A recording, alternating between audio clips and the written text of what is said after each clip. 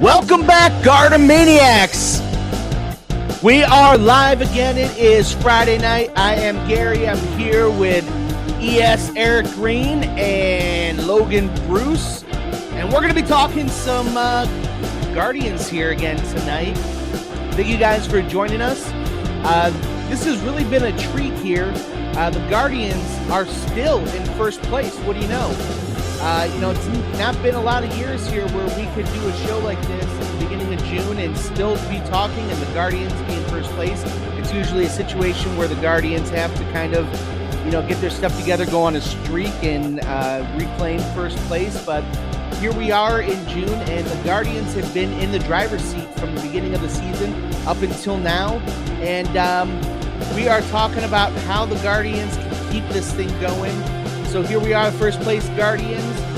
We are going into Texas this weekend. How are you guys doing? Doing great. Just beat the Yankees twice, so I'm good. Yeah, that was great, man. What a great week, man, we had going into New York against the Yankees. Started off with business. Started off putting the wood to them like that. 9-4 was just like, okay, we're here. The Guardians have arrived. Tom Hamilton got his little jab in on Jazz. I don't know if you guys heard it. I guess side note, when they were doing the opening lineups for that first game in New York, Rick Manning accidentally called them Chaz Jism. Oh my gosh. So it was just he hit a home run the next game, but that night we got him Chaz Jism, and then Tom Hamilton roasted him. Oh jeez. You kind of don't want the Guardians doing stuff like that, the announcers. But whatever, man. It was bad. It was bad, but nobody said anything. I think Jimenez was in the booth with them and just didn't say anything. That awkward silence after, probably where they both had to mute themselves. Yeah, I mean, it's an easy thing to do, but here we are, man. You don't usually want to give the Yankees that sort of billboard or bulletin board material, but it worked. You took care of not only did you take care of the Yankees, but here when we were talking earlier in the year that the Guardians were winning, but they had a run differential which was a negative. They're in the positive now. They have a +6 run differential, which is one more than the Tampa Bay Rays, who have a +5 differential over there in the AL East. While they have a 36-23 record, so they're first place in the AL East. The Guardians knocked the Yankees out of first place over there. The Mariners right now, they're on a roll in the West. They've got a +30 run differential, so you can't really necessarily compare it there. But the Guardians are definitely on a good streak here. Pitching's good, the offense is good. They're definitely making up right now. That offense seems like it's come alive. They're making up a little bit here for, the offense definitely dipping earlier in the year. And, that's really those are one of those analytics that you want to see in that run differential. Not only do you want it to be a winning team, but at the end of the year, you want to see some space on that run differential that shows that not only are you winning, you're winning close games, but you want to show that, you're scoring more than you're giving up. Right. For the year. It's hard to statistically have a winning record and be outscored. Guardians did it last year, made it to the playoffs that way, and it happens. You just have to be very, careful to win those close games, like you said, and they get blown out a lot. The Guardians, I mean, I wouldn't say a lot, but they've been blown out a few times this year, where it's been like no doubt, like the hitting doesn't show up at all and the pitching isn't there, and we got to watch out for those. Yeah, I think it's weird. Like, there's been multiple games. Well, there's always multiple games when this happens, but like they were just kind of dead the first few weeks, and then I don't know, like once or twice a week now, there's a game where they'll score 7, 8, 9 runs. When like previous years, you're kind of questioning whether or not they can even score 9 runs in a game. Right. And they'll still have a couple. Like it happened yesterday. It was kind of a fluke because of the pitcher, like who we're playing against. But it's like then get back down to 1 run again. But it's at least good to see that we're capable of scoring it, because you can see that the offense, that they have it in them to pick it up. I For mean, sure. we really got a taste of all three Guardians teams in that series. Coming in that first one, the hitting was there, the pitching was good. Gavin gave up long balls, but he pitched a good game. And then the second game, we won that close one, 5-4, where we did the Guardians things to win that game. And then that last game, Yankees played a little bit of guards ball on us and kind of beat us at that game. And we were able to hit it all. What you really like there is that the Guardians, they have a thing where, they score 9 runs and then they can't hit the ball for the next 3 games. Right. And what you like to see there is that first game you score 9 runs and then they come back the next night and they win 5-4 behind Gavin Williams. So, not only were they able to have a big offensive output, but that next day they were able to respond and they were still able to put up runs for Gavin Williams on the next game. Absolutely. So, you would like to see a better offensive output on, last night, but listen, dude, you're facing Rondon. And what, David Fry was your leadoff hitter last night. I don't necessarily know if I love that. I don't know if I necessarily love that lineup that they threw out there, but I don't know. It's kind of interesting seeing a DH be put out there. It's batting under 200. I mean, DHs historically have been your best hitters, power hitters, I guess. But yeah, but you're a Cleveland fan. Hitter. Do you know what it looks like to have a DH hitting 200? Yeah. But to have a guy with no wheels.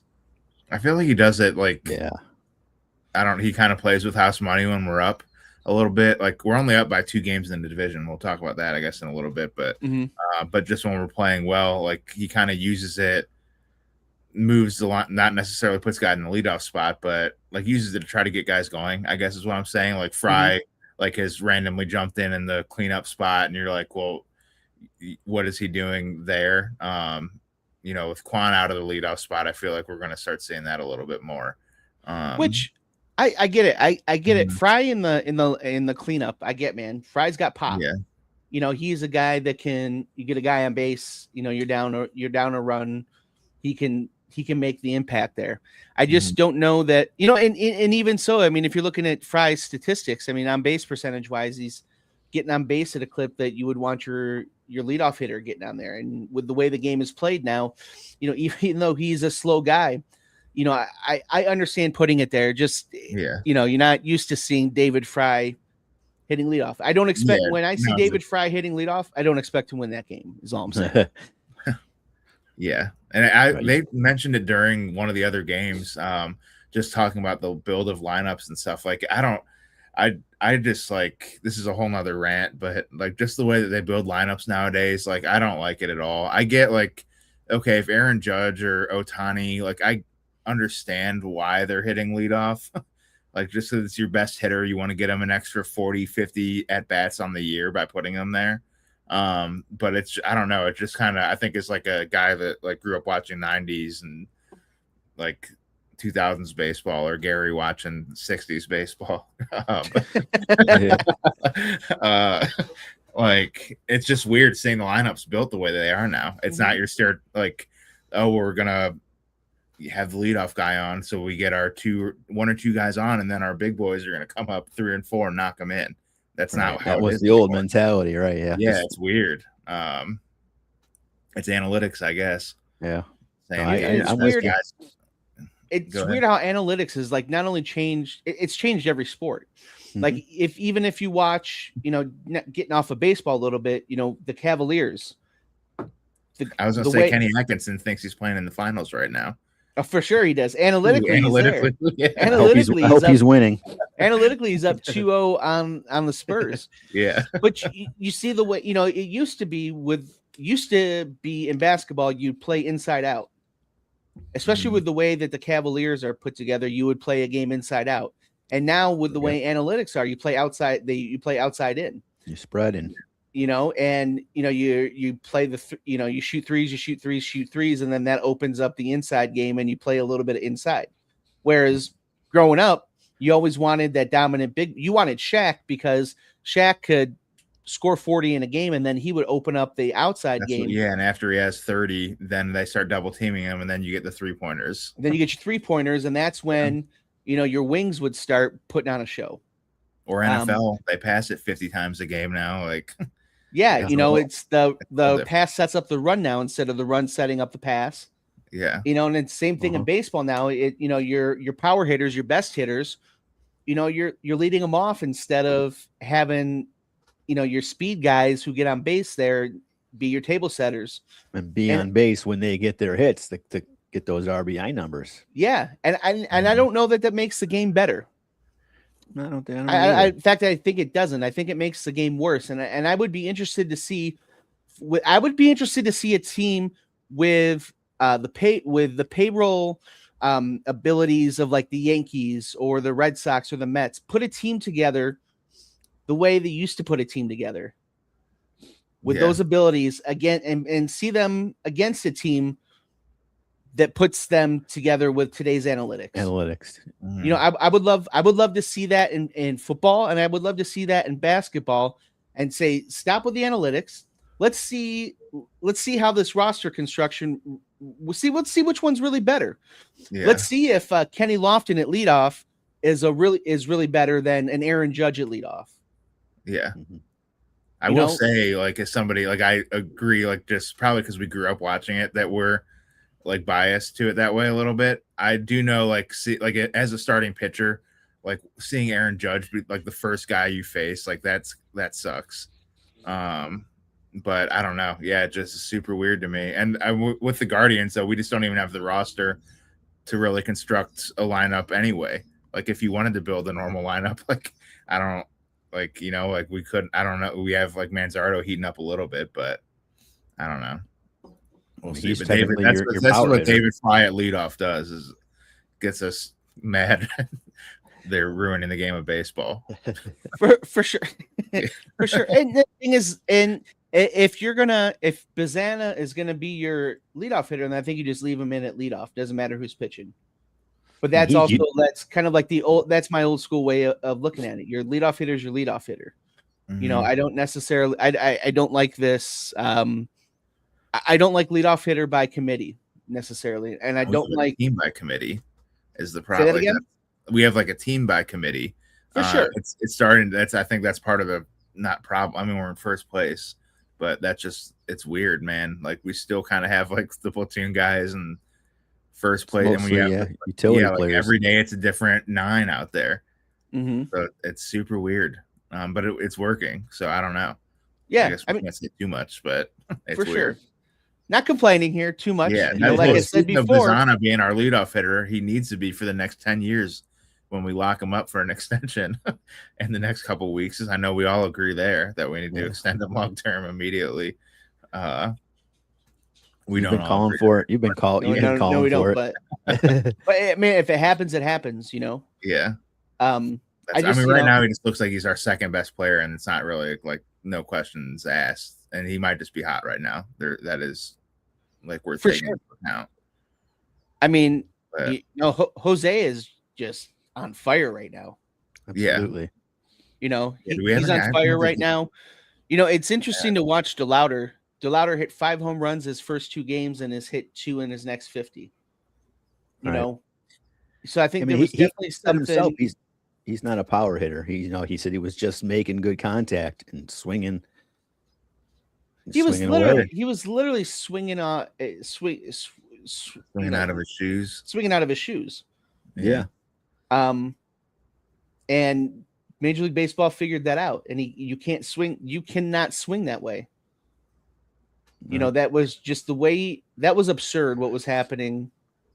It was fun to watch, but don't you think he's adjusted kind of nicely? I mean, he still slaps the ball to all fields now. I mean, he's got 55 hits on the year. It's 3rd on the team.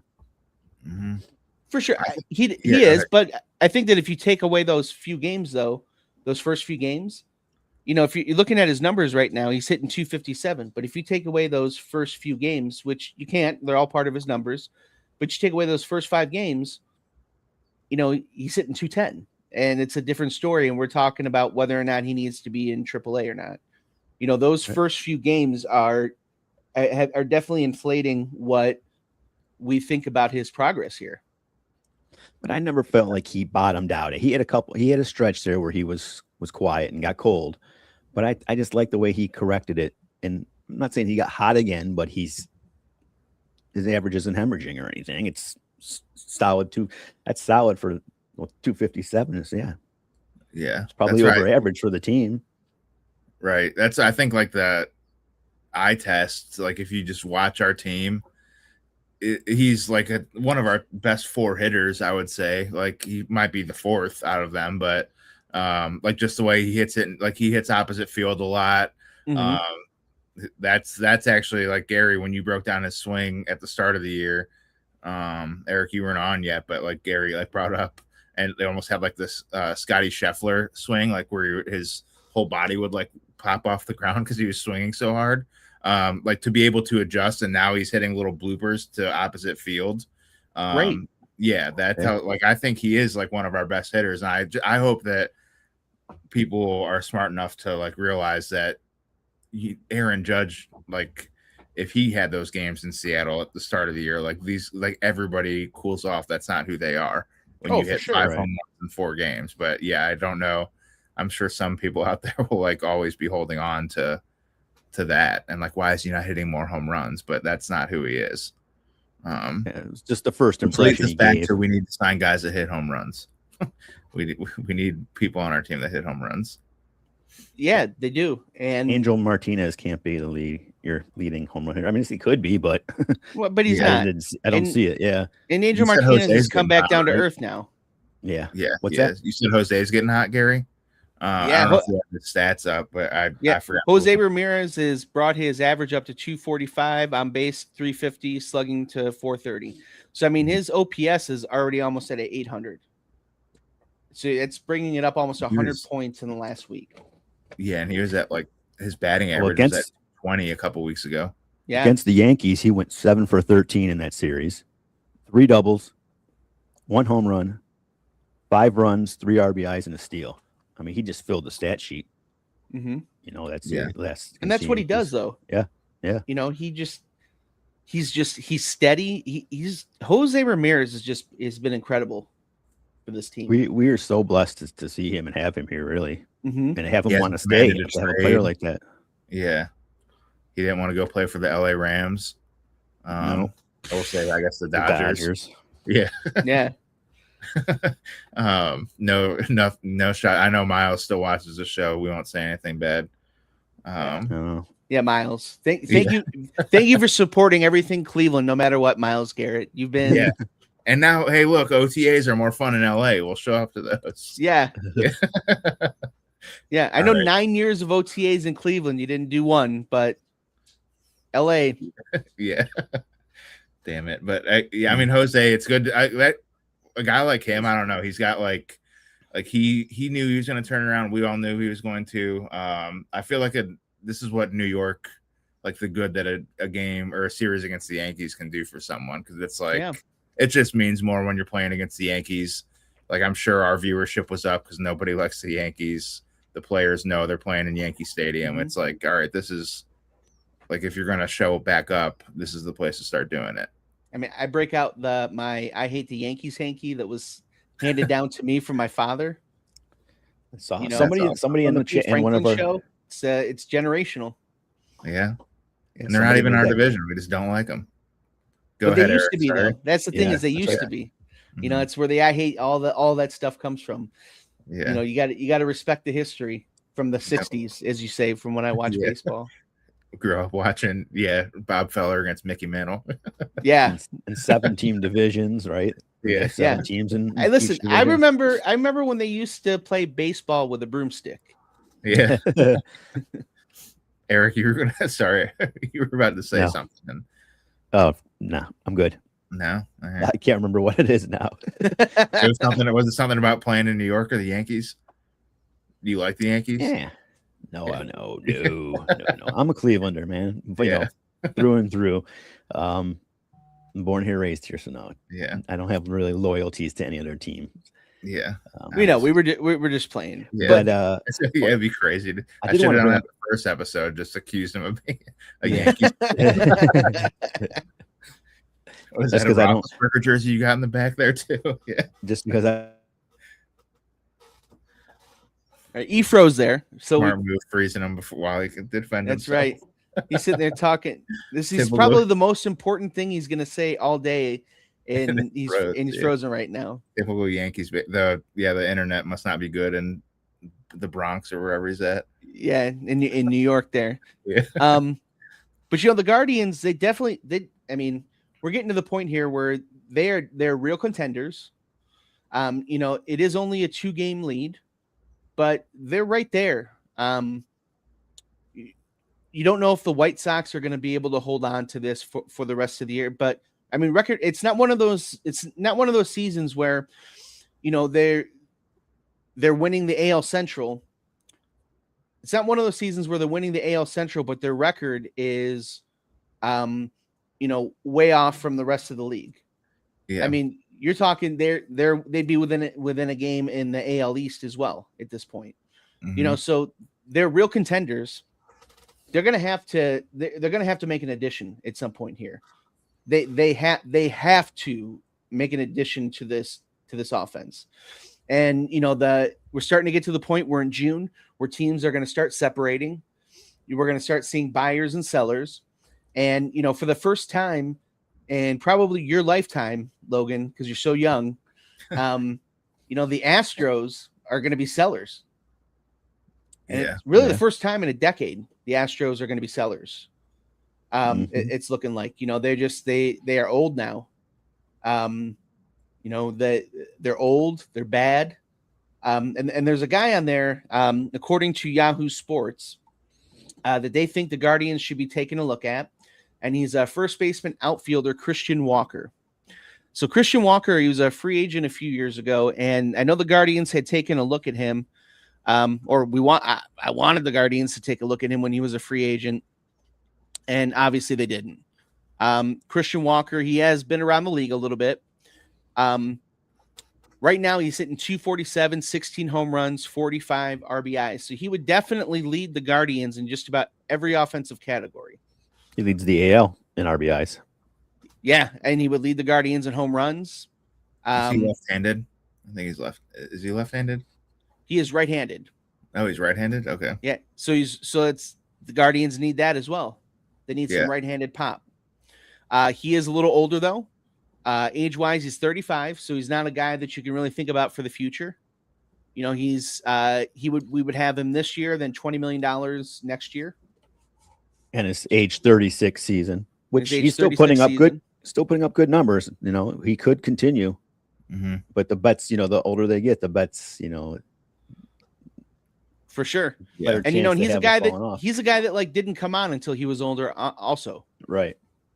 So he didn't really break out till age 28.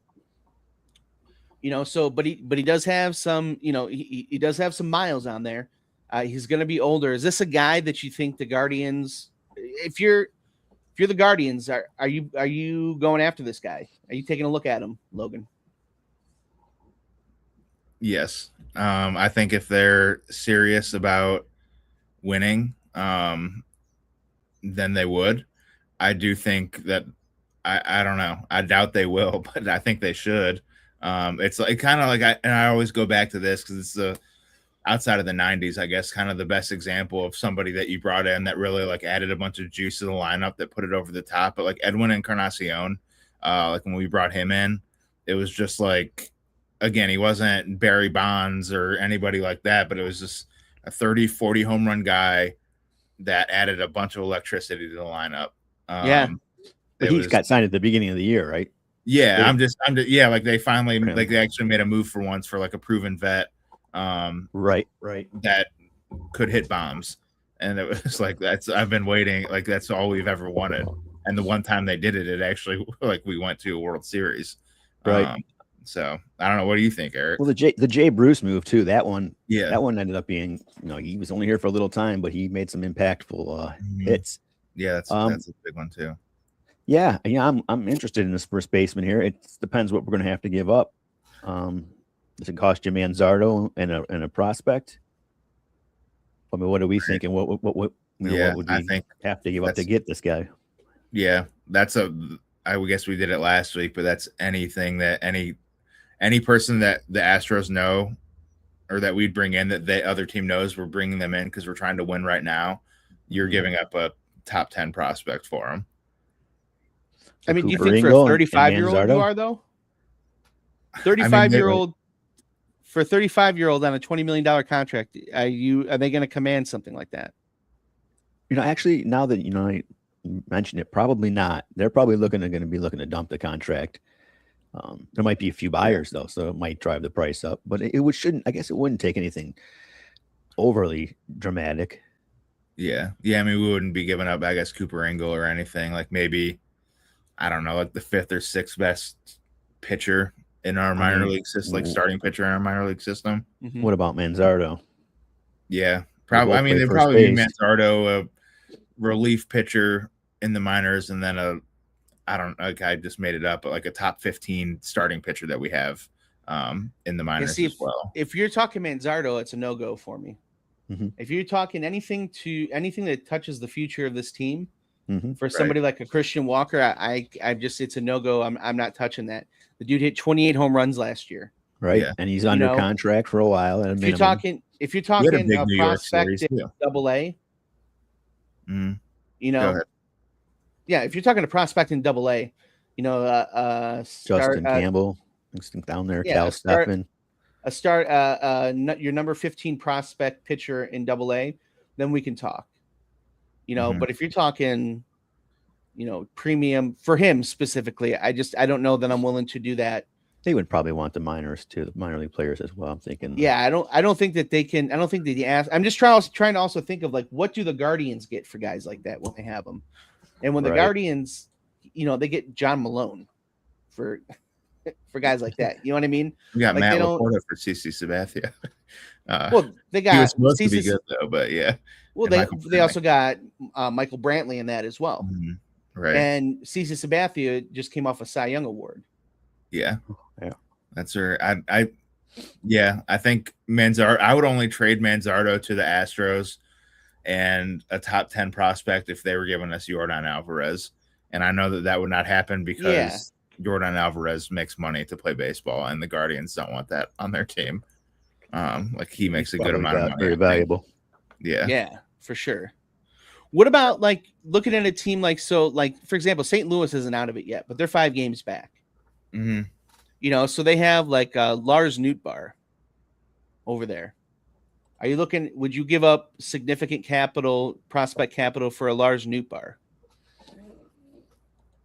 He hit 234, 13 home runs, 48 RBIs, 119 hits so far.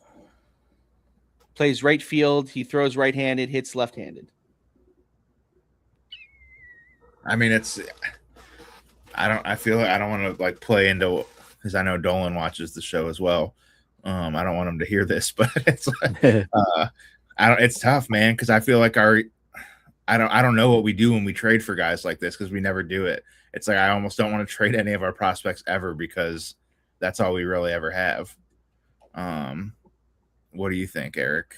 Well, we've seen 2 of the top prospects now come up, and they've both had, I guess they're both going to have Rookie of the Year caliber seasons. Yeah. Mm-hmm. Do we have that much depth? According to the MLB, we still have 4 of the top 100 prospects. Yeah. You mentioned Cal Stephan. Like I don't know. To me, like losing him that's a tough one. Like if we were to trade him for Lars Nootbaar, because that's who we got for Bieber, right? I believe so. Yeah.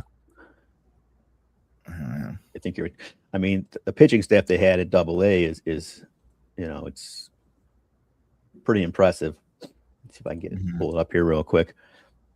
Because like he could be available. Taylor Ward over the Angels could be available. You talked about Taylor Ward before. That wouldn't be too bad. Yeah. I'm sorry, Taylor Ward. He's not even he's with the Orioles. They traded him for Grayson Rodriguez. That was a weird trade. Yeah. That's who they traded him. But so he's Taylor Ward. He hasn't played too much this year, but he's hitting 260, 2 home runs, 18 RBIs. But he's that right-handed. He's a right-handed hitter, and he might, as far as what he's going to cost, as far as prospects, really might be what the Guardians are looking to pay. Mm-hmm. Which is like very little, kind of. I mean, like a mid-level. Mid-level prospect. You know, he's 32 years old, so he's right in that sweet spot of old. Yeah. And old. You know. Yeah. You know, he won't be here long, so the Guardians won't have to pay him any money. You know, there's just not a lot of guys out there. There's Eugenio Suarez down in the Reds, who's having a bad year this year. You know, but he's had some years where, you know, he hit 49 home runs a few years ago. Yeah. I would like to bring him in. I don't know if he has moved his position anywhere from third base.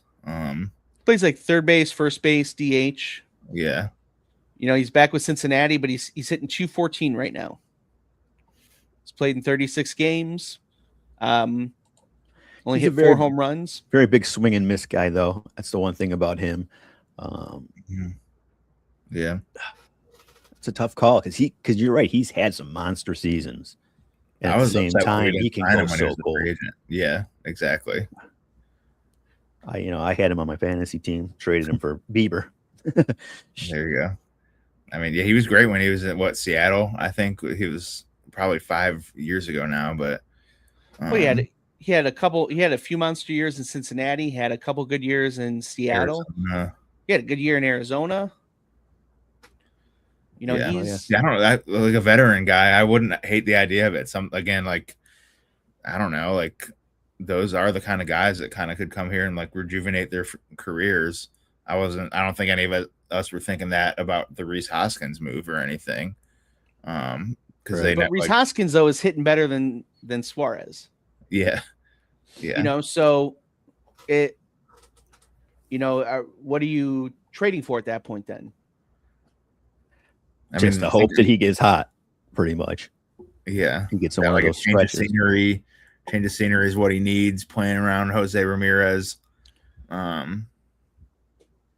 don't know. Cincinnati's like very similar to us, so I know Ellie De La Cruz is extremely talented, but I don't like with Tito there. It's like very similar organizations and a similar location as far as where we are in the like weather-wise and everything. Yeah.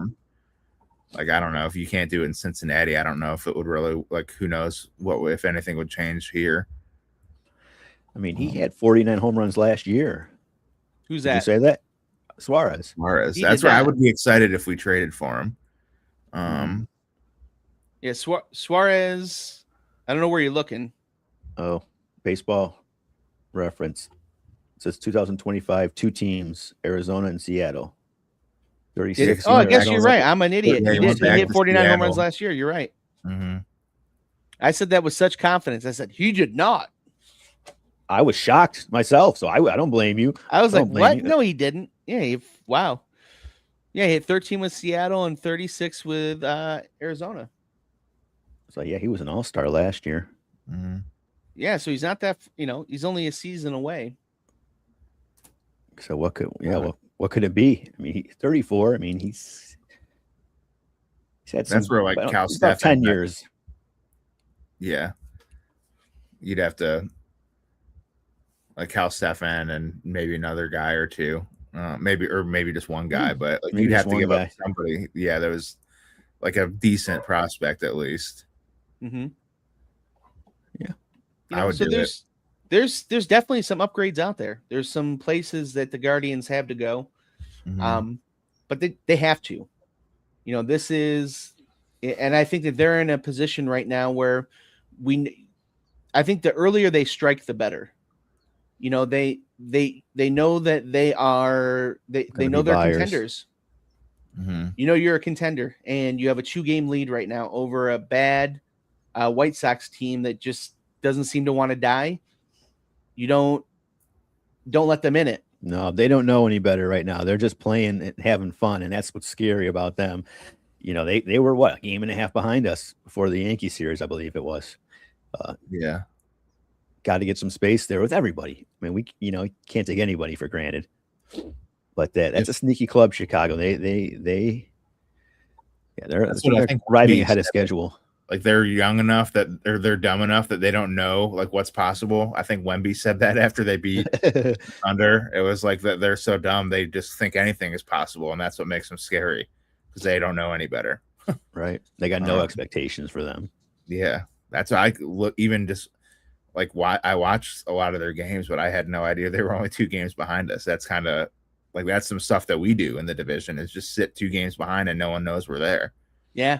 They had like a 21-11 stretch, I think I saw. Wow. And that dude's got to cool off. What's his name? The Japanese guy. I mean, I don't. He's over. He's 20 hurt. months. Is he hurt now? Murakami's hurt, yeah, for at least 6 weeks.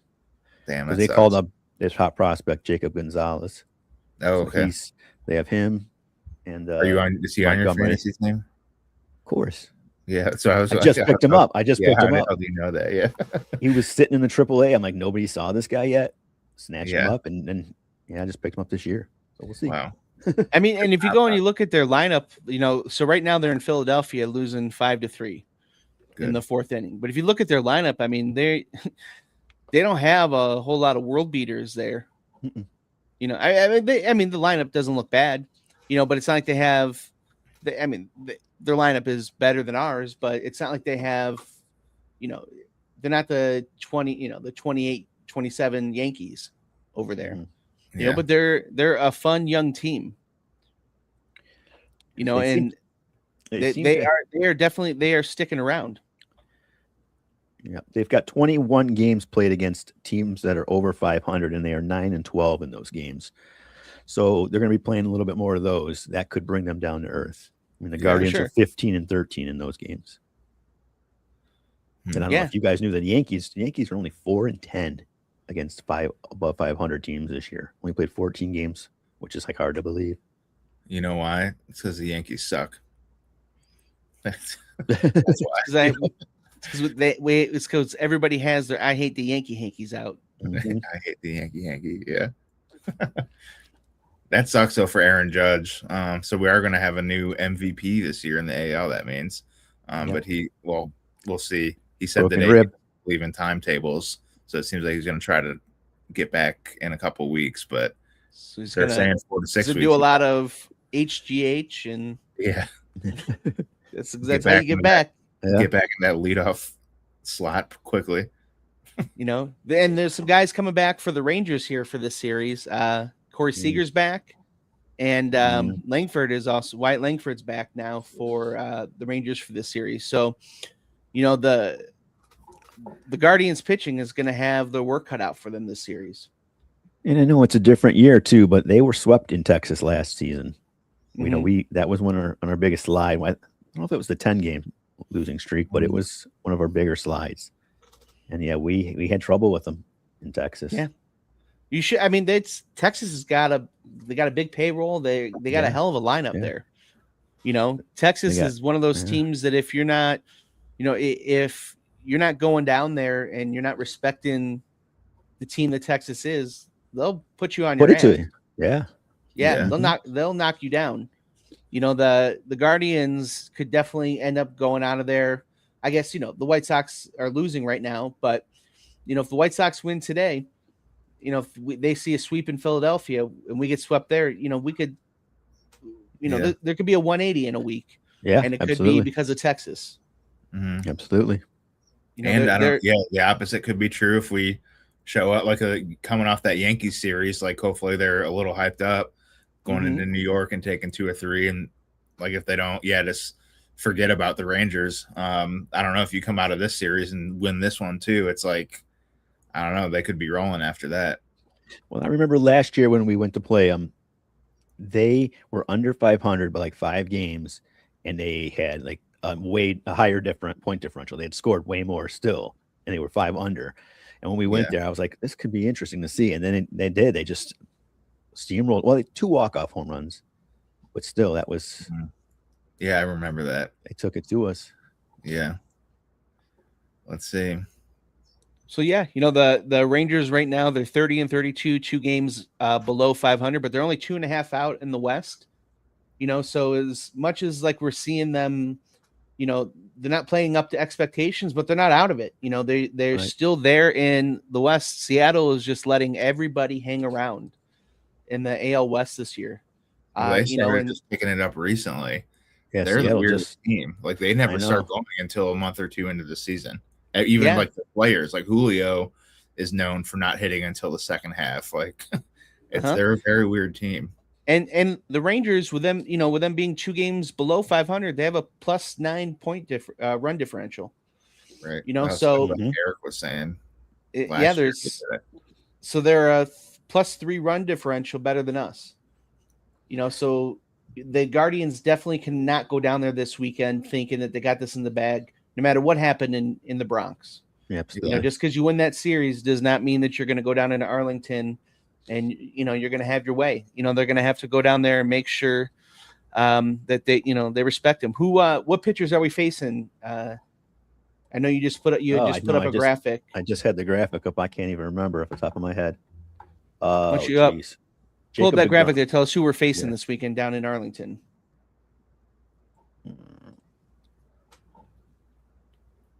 Sorry to put you on the spot. That's all right. I put it up here on the computer. You have to put it on the computer. Just pull it up. Tell us who we're facing. Okay. Sorry. No, you're good. We are facing Kumar Rocker. In game 1. Tell us about him. What's his stats for the year? Kumar Rocker, right-handed pitcher, 2 for 5 with a 3.54 ERA on the year, 44 strikeouts. So you're looking at a guy that just pitching well, but just isn't getting a lot of run support. It looks like. Mm-hmm. And then who are we facing Saturday? Saturday, Tanner Bybee will be going up against Jack Leiter, another right-hander, 3-4 with a 4.34 ERA, 74 strikeouts on the season. Do all the Lighters have kids? I think so. Pitching? How many generations of Lighters are there in the major leagues? There's Mark. I was going to say, as Gary remembers when Jack's grandpa used to play. I played against him, right? Yeah. And then Sunday, we'll be finishing up with Joey Cantillo versus Jacob deGrom. Third right-hander will face. So they'll have to get all their left-handed bats in. They'll be able to do that. deGrom is 4-4 with a 3.48 ERA and 78 strikeouts on the season. That's what all three of those dudes, like Kumar is a big guy. He's like a power pitcher. They're all like Leiter was on my fantasy team for a little bit, and then he was lights out sometimes. Like they're all like have the ability to go out there and throw a shutout, or at least give you 7 innings of 1 to 2 run baseball. Right. They all have nasty stuff on occasion. Yeah. But then they also like could go the other way too. It's like very weird. Like Rocker, I thought he was the real deal. And he still might be, but he's been like very inconsistent. So we'll see. Yeah, I don't have Rocker's numbers either. Yeah, he had like I think you said he had like a low ERA, but he's like 2-5, I think, right now. Yeah, so with like a 3.50 something ERA. So he was definitely a guy. I mean, he was like a top 15 prospect or something like that. Yeah, and he was drafted twice. I know that. No, 3 times. Take that back, 3 times. 3 times. Yeah, drafted by the Colorado Rockies in the 38th round of the 2018 draft. Obviously, chose not to sign. Then went to the Mets in the first round of the 21 draft. Did not sign. He didn't sign next year, in the first round. Yeah, 10th pick. So he came back and he became the 3rd pick in the 2022 draft, and that's where he went to Texas. Dude, that's interesting. In that front office, though, like to say, "Hey, we're taking this guy with the 3rd pick." I remember when they did it with the 10th pick and they couldn't sign him. I was like, "Wow, that's crazy." That had to hurt. Yeah, he's young, but yeah, you'll see. Like I'm pretty sure he's like a pretty like big dude, and he just looks like he would dominate, kind of like Evan Williams. Yeah, 6'5", 245. Yeah, but he had a rough rookie season. This is his 2nd year technically. Looks like. See, that's a guy like that. If he was on if he came up in our organization, he'd be a Cy Young candidate right now. Well, I mean, yeah, that's the guy they could trade for and turn him into the next. That's right. Yeah, right. I mean, there's a couple guys over there in Texas that I would love to see them trade for, and see what they could do. Like Evan Carter. Yeah. He hasn't panned out so far, but man, I would love to see if just maybe, I don't know, a change of scenery or something could be something. Yeah. Langford hasn't, I don't know his stats this year, but he was like everyone He was waiting wasn't- for that dude to get called up, and he hasn't been an all-star or anything. I don't think. Yeah. Huh. You know, and outside of there, man, like Jackson Merrill over in San Diego. After his rookie of the year, yeah, he's kind of slid. Yeah, man. I would love to see him. You know, there's a few guys that you kind of like, you wonder what happened, man. You know, speak of like, you know, prospects of Jason Dominguez over in New York. Yeah, That dude was supposed to be the guy for the Yankees. he's still And down. he's just, Isn't he in AAA? what's that? Is he in AAA? Or he started the year in AAA. That's he didn't make the roster at first. I don't know why I can't remember if I saw him in any of these last few games. But Yeah, I mean, I think he's been up and down. Let me Right. see if I can find his stats this year. You know, he played a little bit. Was it last year or the year before? He played a little bit. I know he did okay. right. Let's see here. Yeah, he's hitting 200 this year That's a Guardian if I've ever heard it. for sure. Yeah. That's a Ricky Leday trade if I've ever seen it.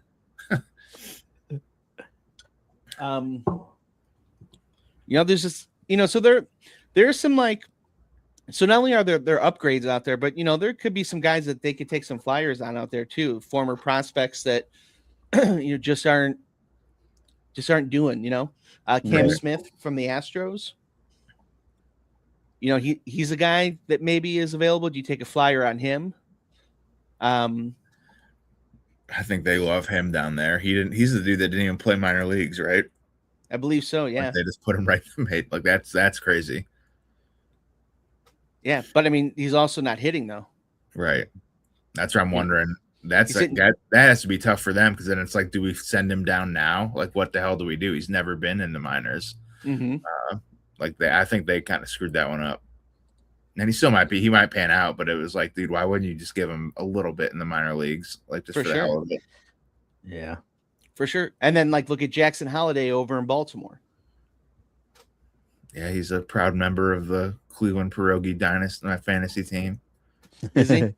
Yeah, for way too much money because I thought he was he's actually been doing okay, but he was injured for most of the season. And his brother, who also is on my team, just broke his foot and is out for the season. So we got to watch out for the holidays being injury prone. You know, I remember when his dad played. Do you remember when his dad played? Matt Holiday, yeah. Absolutely. Mhm. Same thing. He was a big dude, outfielder, but a very athletic, and he kind of got banged up, I remember. Injury prone, yeah. Yeah, and I think there's another one. I think they have a younger brother who's coming up who is also like a number one high school prospect right That now. you can't wait to draft. I'm just gonna get all of them. One of them's got to be good. We'll see. Landon Tomey will be in this year's draft. Really? If anyone's looking for a future power hitter. Dude, that's crazy, man. Seeing all these. I mean, Jesus, even the Browns quarterback, it's like Deion's kid. It's like, how is this happening? Right. Dude, Right. Carlos Boozer's kid's in the draft he's gonna be a this top year. 3 It's like, pick. Yeah. I know I'm watching a show too about the Reds, and they're talking about Deion Sanders, how they changed their jerseys for him the one season. Did you know that story? no, tell us. He saw a documentary on Jackie Robinson, and Mhm. Robinson wore cutoff sleeves, like 1-inch sleeves he had. So he cut off his sleeves on his jersey to match that. Well, the MLB wasn't going to have that.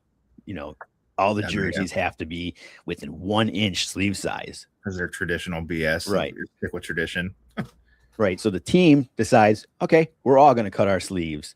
So they all cut their sleeves for that season and wore those cutoff jerseys with one With the 1 black inch. sleeves. They had, I love those. They would have black It's like stuff 97. underneath. Yeah. Mhm. And it was all because Deion Sanders wanted to pay tribute to Jackie Robinson. That's awesome. Yeah. And the MLB was like, okay, you guys have the same jersey. So the whole team was like, we're doing it. That's awesome. I did not know that. I didn't either until I saw the story. Yeah. But And now Todd That's pretty Monken said he badass. wants to meet with them. So everything comes full circle. mhm. From sleeveless jerseys to now he gets the honor of talking to the Browns head coach. Oh, the jerseys look That's- good. Thank God for pretty Jose, man. Like, thank God that Jose wants to be here. Yeah. Like, what a Yeah. blessing. Yeah, for sure. I guess we have our Brown show tomorrow, Gary. We'll talk about it then. But Yeah, it was- we'll talk a little bit about that. All right, so here's the last guy, last prospect that I'll bring up here. So he plays for Kansas City. He was a guy that I kind of wanted the Guardians to draft over Bazana. Another member of the Cleveland Pierogies. Let's hear it. I know. Okay, another member. You know who I'm going with, right? Yeah. Caglione. What's that? My off Caglione. Yeah, man. So he's not really hit up to expectations down in Kansas City. I don't know why they would make him available. But in a dream scenario here where they would make him available, is that somebody you would be interested in? Ooh. Not for whatever price they would want. Yeah. I would. It'd be awesome to have him. I think he was in Bazana's draft. It's like it's the easiest thing. Like he still could turn into a superstar. Who knows if he would, but that would be their argument. And I think they would charge a lot. Yeah, he played 62 games last year, had a negative 1.3 WAR, but this year he's turned it around with 58 games, a 0.7 WAR. So he might have been a slow starter. I mean, I wouldn't say like having a 715 OPS is turning anything around, but compared to 532, that's where he was. Right. I mean, he's still super young. But still, I'm not going to say that that's He's 23 years trending old. in the right direction. He's trending in the right direction at least. So it might be worth a shot. Once again, depending on what we're giving up. Yeah, he's major league ready for sure. So those are some guys that could or could not be available. Should the Guardians need or want to make some upgraded changes here. And there are also guys that that we're talking about that I don't think would make that would make trouble for them should the new collective bargaining agreement go into effect next year that they're talking about. Mm-hmm. With a floor and a ceiling. We might not have baseball next year, right? Because from what I heard, they're so far off. The floor and the ceiling are just so far off from where they want. MLB said that they wouldn't set their. In no world are they ever going to agree to a salary cap. They say that, but then there may not be baseball to come back to if they don't. Yeah, right. They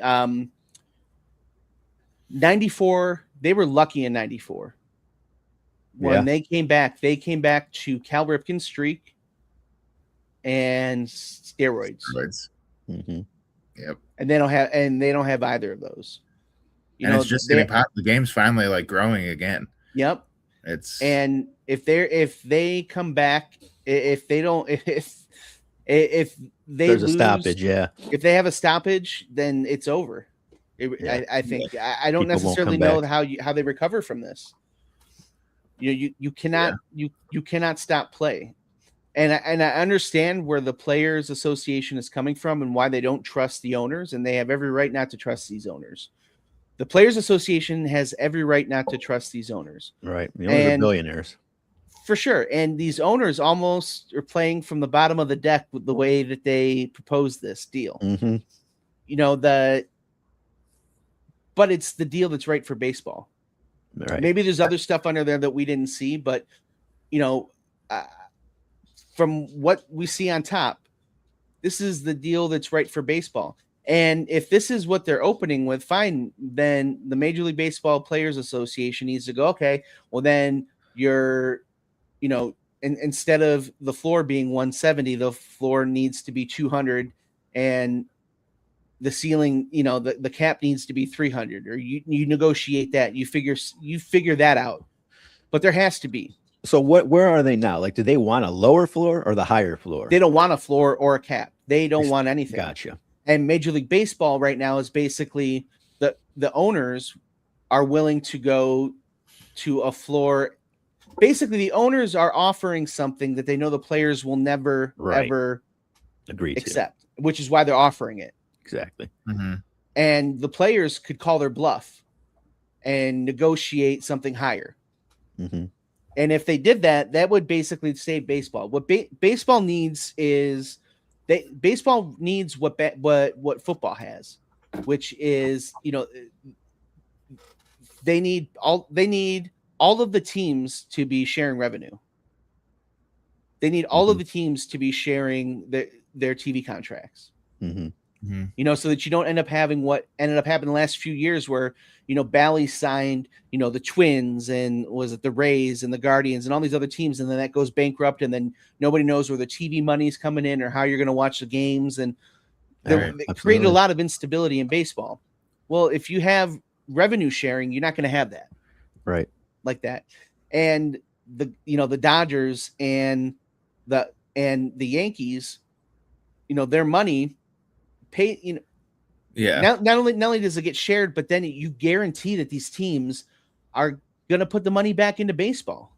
Yeah. Now they do revenue sharing, but with the revenue sharing, they can't force these teams to write checks and pay and pay the money back into baseball. So the Guardians, they have a lower payroll, but they keep that lower payroll so that they get these revenue sharing checks, and they have a bigger profit than the Dodgers and the Yankees. The Dodgers and the Yankees spend more money and bring more money in, but they spend every dime that comes in. Their expenses are way up there. They don't make money. There's no incentive for Bob Nutting in Pittsburgh to spend money. Why would he? For sure. Whereas if this deal comes through, the Guardians probably aren't making money anymore. They're probably breaking. I mean, I don't know. Yeah. I don't know if they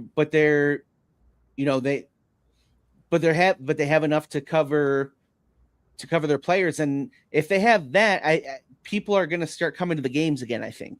That's why it's like such a simple marketing concept. I don't understand it. Like I do marketing as a job, and it's like people that sell products, like, is the product good? Yes or no? And it's like, okay, well, yes, then you have something to market. If the product is not, then no, and no one's going to buy it. It's like the 90s Indians. Like people showed up every game for years because they had a product that people wanted to see.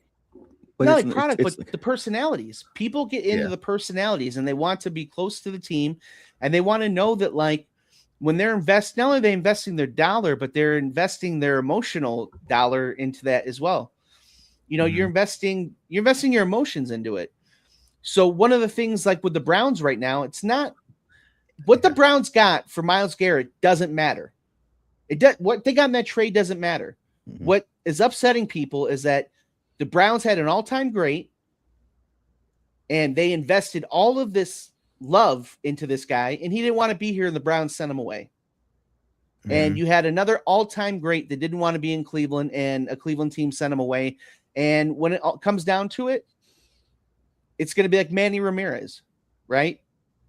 Myles Garrett's not a Brown, especially if he wins in LA. Right. Myles Garrett's going to be a Ram. Yeah. When Myles Garrett is going to do the old whatever, the old timer stuff, it's going to be with the Rams, not with the Browns. No, I agree. If he gets a Super Bowl, for sure. Right. And then if not, then it's like, I don't know. Then his career, like looking back on it, he was great and the team was bad. So it's like how much, like, I feel to me, it's like a Cleveland thing. Like, okay, you don't want to be here, and you can see it like in the comments and stuff on social media. Like, and if social media was around kind of when Manny left for Boston, like it would have been like at first anger at the team, anger that we didn't offer Manny what he wanted or Myles, but then it quickly turns into, okay, well, screw this guy, he didn't want to be in Cleveland. It turns into them like hating on the city. And that's why Jose Ramirez is, again, I put LeBron up there, like a 1A and 1B, maybe even LeBron. I don't like, he won a championship, so it's hard to not put him at number one. But Myles like had the chance to be up there as like a 1A, 1B, 1C best Cleveland athletes in the last 50 years, we'll say. And now he's just not, because he didn't win a championship and then he didn't want to be here. Yeah. I mean, and the thing is that, not to interrupt you, Eric, I'm sorry, but Myles, there was an issue of Myles wanting to be here since the draft. Yeah. When he was, we didn't know if he wanted to. He thought he wanted to be a Cowboy. Yeah. Right. He didn't want to be here. He wanted to be a Cowboy. And since he's been here, it's always seemed like, I get it. I get that he moved to Cleveland and he did the stuff that he was supposed to do, but he always, did he ever, if I remember correctly, has he shown up to any OTAs?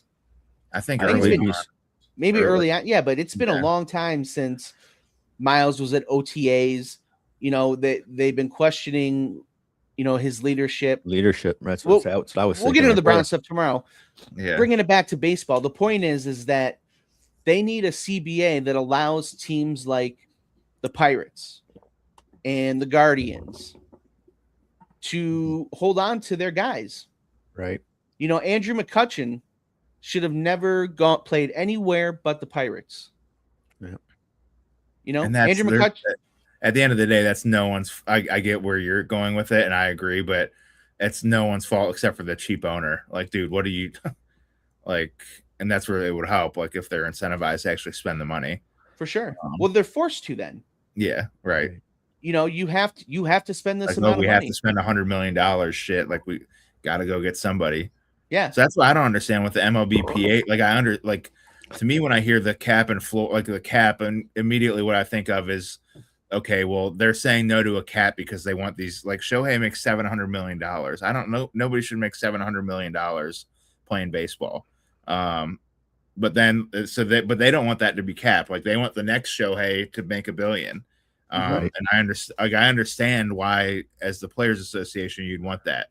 But from the floor stand, like I don't know, like can't they just negotiate it? Because there's also a bunch of guys that are making a lot less than they could be if that floor existed.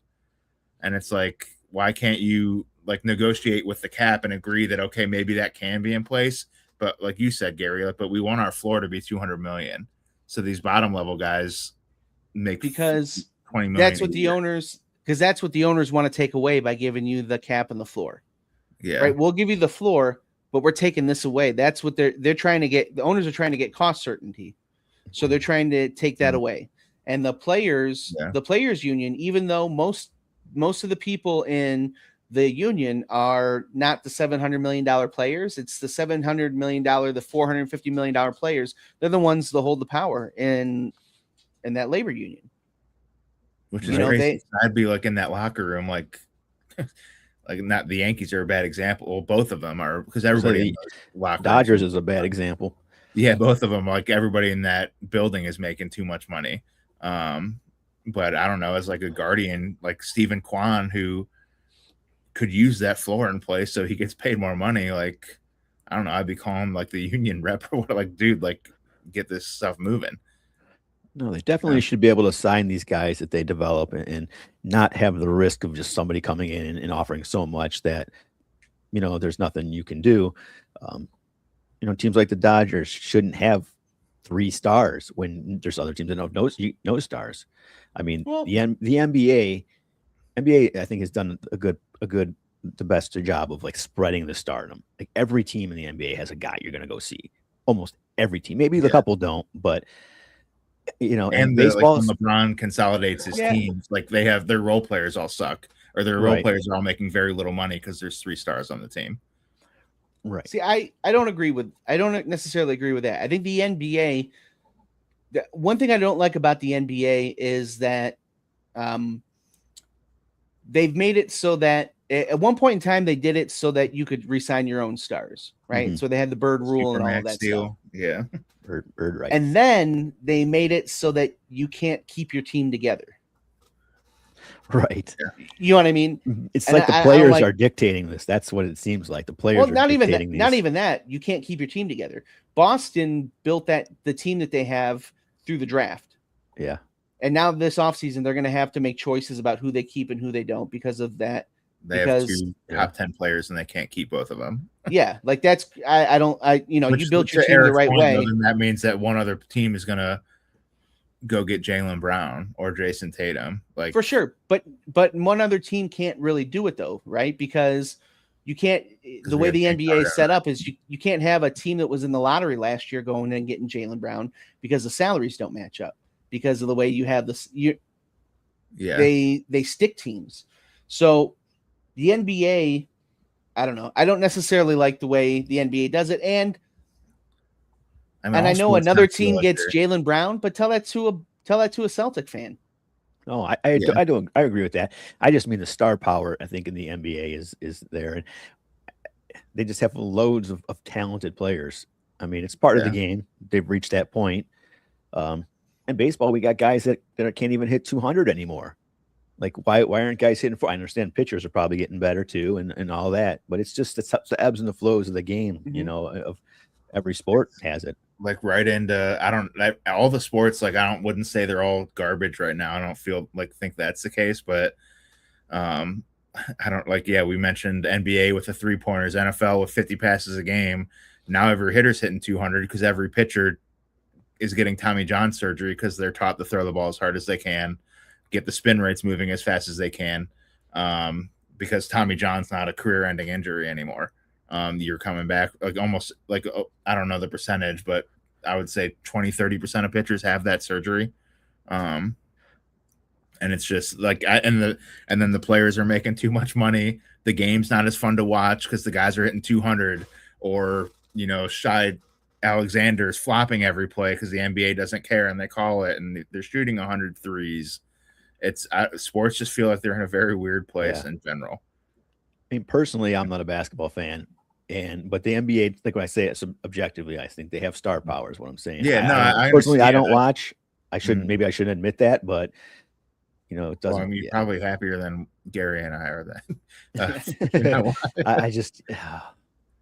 I mean, basketball's tough, and their viewership is down because they're kind of with the Valley Sports scenario that Gary mentioned before. Like that's happening with them right now. And their commissioner was smart enough to come out and say, well, if you can't afford all of the streaming packages, basketball is a highlight sport anyways. Just watch ESPN at the end of every night. And it was like, what the worst thing you could have said? Yeah. Watch our sport. Watch it on Instagram after the games are done. Right. All these we're having all of these companies pay us $100 million a year for the rights to broadcast it, but don't watch them. It's a highlight sport anyways. And by the way, the highlights would be boring because we call fouls all the time and everybody only shoots threes. So that's where I just wish, I don't know. Like, I feel like we probably are very nostalgic when it comes to baseball. And I don't want to lose that's what I love about baseball is the tradition. And even the way the lineups were built, like we were talking at the start of the show, all that means something. And I don't know, to see everyone hitting 200 and now again, the next Shohei is going to be making $1 billion, and the Dodgers just signed Kyle Tucker to $400 million and he's hitting 210. But who cares? Because it doesn't matter to them. Mm-hmm. And meanwhile, we have to pray for Jose Ramirez to come along and take pay cuts, or else we can't keep him. And God forbid he ever get hurt. Yeah. We'll have you better knock on wood after saying that. Yeah, I'd hate to kick you off this show and have to come to your house and nobody's here, Loki. Put you on the injured list after saying something like that, buddy. Yeah. You can just put on your Derek Jeter jersey, dude. It's all right. We know. Yeah, we know you're from the Bronx. Yeah. That's funny. It's funny you mentioned that because I did have Jeremy had a Derek Jeter. Our friend Jeremy had a Derek Jeter jersey. We bought them together, and I got a Eric Lindros jersey. It was way back in the day, but that was the last thing. That was 30 years ago. It was the last thing I bought brand new for sports. But he's got Jeter, so I can get it. Maybe I can get it. No, don't.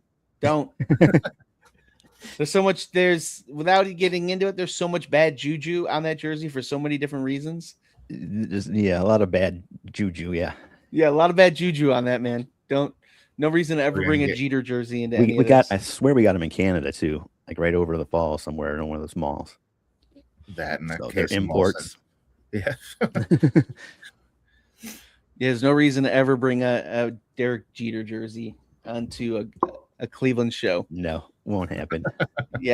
Please don't ever do that. The most overrated shortstop in the history of Major League Baseball. Yeah, I couldn't do it. I couldn't get a baseball jersey because they didn't have any Indians at the time. Yeah. So I'm getting Eric Lindros. I like Philadelphia Flyers, and his name's E. It's got an E. Yeah, and of course Jeremy's like Derek Jeter thing. What do you mean? That's a whole other story. Derek Jeter's overrated. He fell into the stands when he was trying to catch a foul ball. That's Hall of Fame worthy. Oh, dude, he made a really cool cutoff play, and the guy was safe, but they called him out. Hey, you mean the one that he shouldn't have even done the cutoff? That one? With the Giambi. That's what he's talking about. Yeah. Or the one where he went into the hole and made a throw off his tippy toes? Yeah. You mean all the routine grounders that he made look spectacular because he should have made them routine anyways? Those? Yeah.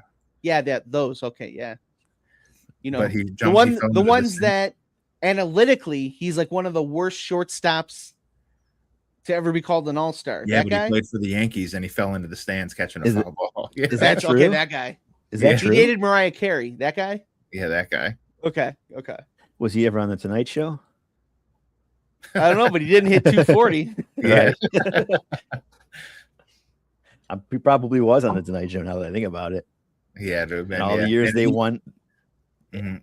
He was more probably on the deserving Tonight Show. than I'm sure he was. Chaz Chisholm. Yeah. Oh Yes. man, he did. From what I understand, he was a very gentlemanly kind of guy. If you were a lady, and you spent the evening with him, the basket he would give you to leave his place was usually pretty nice. It had like flowers and a nice bottle of wine and a thank you card. A-Rod's And- number on it. Yeah. Yeah, and the number to the doctor to get rid of gonorrhea or whatever it Right. was. Even And a a gift highlight. Morning certificate. after pill. What's that? Even a gift DVD of his certificate highlight tapes. Yeah. for Oh, post care. Derek Jeter. I mean, he was good, right? He had hits. Just, wasn't. He's the only shortstop I ever know of that won a Gold Glove for his offense. Yeah, I guess so. They had to give him Who would've- something. Yeah. And they gave him 5 of Our them. shortstop for the Yankees got to get him. He has to get some award. Yeah. Yeah. Maybe that's why Quan has his 4 Gold Gloves. We're like, we got to give these. Jose's never allowed to win the MVP, so we got to start giving Gold Gloves out to the Guardians Well, players. Jose would win it if he was on the Yankees. He'd win it for sure. Yeah. Our whole If team. Jose would was a win it. Yankee, All of us are hitting 600 with like 7 for 13 with 6 bombs Yeah. in New York City or in the Yankee Stadium every year. It's crazy. Yeah, if Jose played, he'd be making a lot more money. That's for sure. he sure would. All right, guys. It's been fun. Whoa. I'm going to go eat dinner. And there's a ball game on. Put the Oh, ball yeah, game that's on. Yes. All right, let's go beat. I had fun, Gary. Did you have fun tonight? I He had just fun. said it was- he just said That's it all was that fun. matters. It's that Yeah. all that matters is the fun. Bring the fun back. That's all I want. And now we get to bitch about Myles Garrett tomorrow. In about 12 hours. In 13 hours, you guys can join us back here. Logan and I and Sam on Bearded Browns. Make sure also you check out Scene Magazine Best of 26 and give us a vote for Best Sports Podcast of the Year. Check out our sponsors. We have Cleveland Ketchup. Use code Bearded for 10% off. Bearded Bastard Barbecue Sauce. You use code Bearded for 15% off.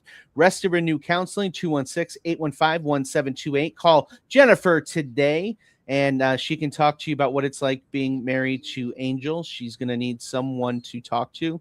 So that isn't necessarily Rest of Renew Counseling for you. It's for her. And she's going to need just more folks to talk to. Dick's House of Sport. 17271 South Park Center, Strongsville, Ohio, 440-212-7136. We should maybe have an announcement next week about a possible remote that we'll be doing there in a few weeks. And Doug White, Allstate Insurance Agency, 440-235-8500. Rust Belt Automotive and Diesel, 216-883-0474. Any last thoughts from you, gentlemen? We could kind of make it a birthday party remote. That's true. Yeah, Celebrate Logan's birthday. But he won't be here.